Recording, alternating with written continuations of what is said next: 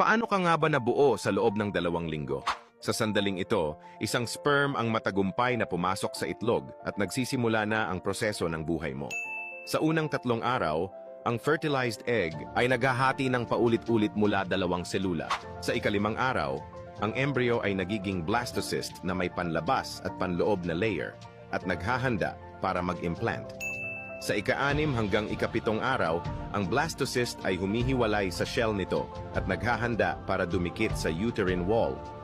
Sa ika-8 araw, ang blastocyst ay nagsisimulang mag-implant, dumidikit sa uterine wall kung saan ito patuloy na lalago at uunlad.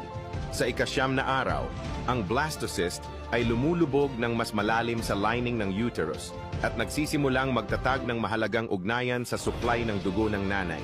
Sa ika-10 araw, halos ganap ng na-implant ang embryo at ang trophoblast cells ay nagsisimula ng magtatag ng pundasyon ng placenta. Sa ika-2 linggo, lumilitaw ang yolk sac at nagsisimulang mabuo ang placenta upang bigyan ng nutrients at oxygen ang embryo. I-follow mo ako para sa ganitong klaseng content.